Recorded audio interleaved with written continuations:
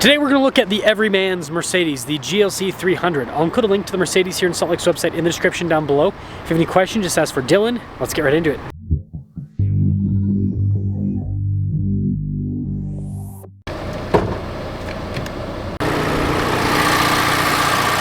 Under the hood we have a turbo 2-liter 4-cylinder that goes through a 9-speed automatic. Fuel economy is 23 around town, 31 on the highway, with power outputs being 255 horsepower and then 295 pound-feet of torque. I'm trying to hit 500,000 subscribers before the end of the year. I'd really appreciate it if you'd help out with that. The coloration on this one is really cool. It's kind of like this C-type blue. We of course have the sharp daytime running lights with the LED headlights, and then you've got nice chrome trim there on the grille and down below. Altogether, especially with the blue, this thing stands out quite a bit. Tire and wheel setup is 235 by 55 by 19. You've got silver there on the top, metallic gray on the center section of the spokes. Got these chunky unpainted fender flares, same thing with the bodywork on the side, but you do have some chrome trim around the windows and door handles. And then the side profile has this nice tapered off sleek look. When it comes to key fob features, we've got a lock and unlock function, the opening for the trunk, and yeah, kind of a nice weighted feel. Got those buttons to fold down the seats. We also have a cargo cover built in from the factory and quite a bit of storage space. Taillight design on this is actually pretty intricate looking, and then you've got all of your Mercedes badges. That will cap things off for the exterior. We got a lot of muscle with this week's giveaway. The first car is a 1964 Corvette Resto Mod with a 500 horsepower small block V8, a 5-speed Tremec manual, and upgraded brakes to give you modern performance. The next is a new Z06 with all of the carbon fiber and the 5.5 liter flat plane crank V8 producing 670 horsepower.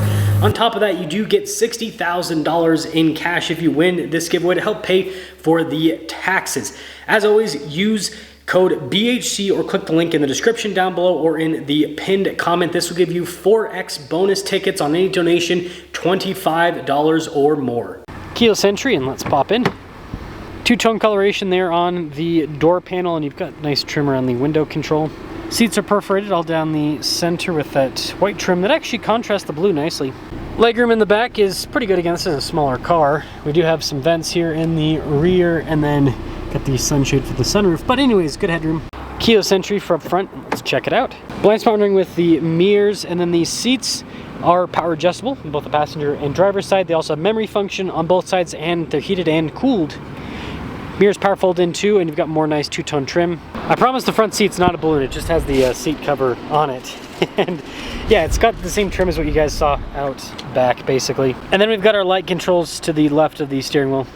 And let's fire up that 4-cylinder.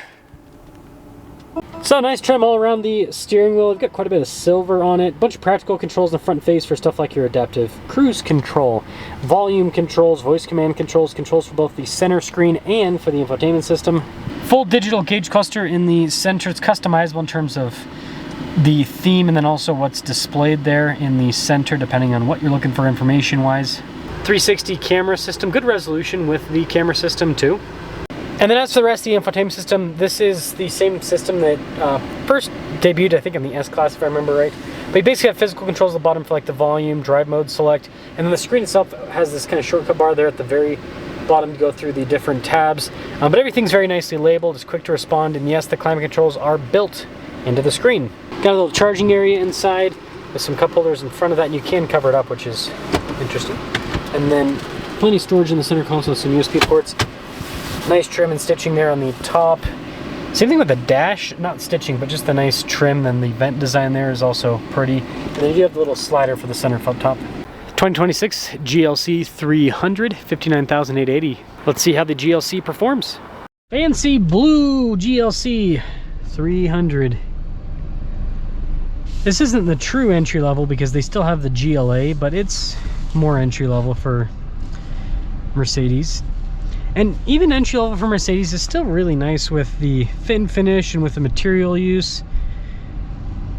I would say that it's more than luxe enough. It is more than luxe enough. Now, the seat comfort in this is actually really good. That's one thing that Mercedes does well, is seats.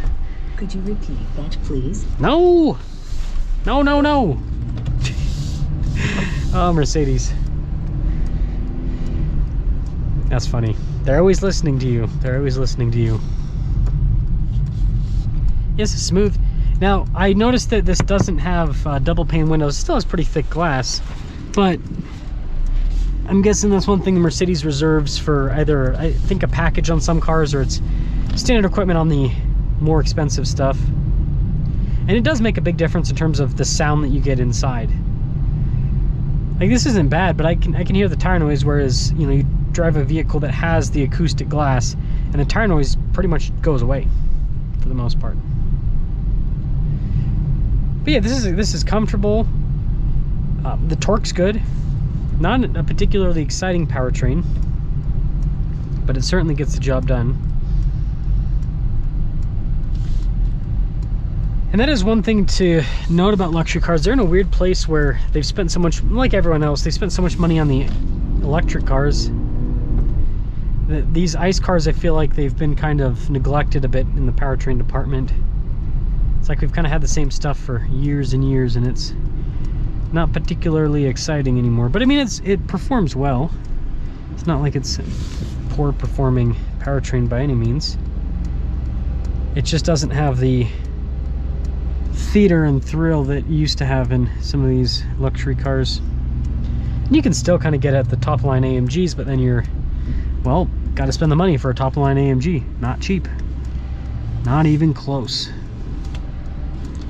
AMG and cheap, that is never going to be, well, maybe if it's a really old one that's got a lot of problems, but yeah, it's not really a thing that you're going to see in the same sentence. This is smooth. This is a great four-cylinder. I mean, it's got a very smooth power delivery to it. They've done a great job with tuning this. It's still a four-cylinder. You know what I mean? Excuse me. So, in conclusion, this is comfortable. It drives well. It's got good power for the segment that it competes within. I just think that, and this isn't just a Mercedes thing, this is just all across the board with these entry-level luxury cars. I just don't think that there's as much of a market for them anymore. And the biggest reason is, you know, right, economic conditions. And non-luxury brands now offer turbo engines, nice interiors, and a lot of them have, like, I just reviewed a Nissan Rogue and that thing had acoustic glass, less than 40 grand. So they're offering insulated, comfortable cars at a lower price point than a lot of luxury cars are at. And so then it kind of, for like a regular person, that's typically what buys entry level, by the way. It's just your average Joe that wants something a little bit nicer. They don't see the value like there used to be. So I think that's something that these luxury automakers need to kind of understand, is that the market has shifted at the entry level. Top of line stuff, yeah, people still buy it. The people that have money, they want the status. But the people that don't have the money, status isn't as important. They're feature buyers. So something to note. But let me know your thoughts on the GLC.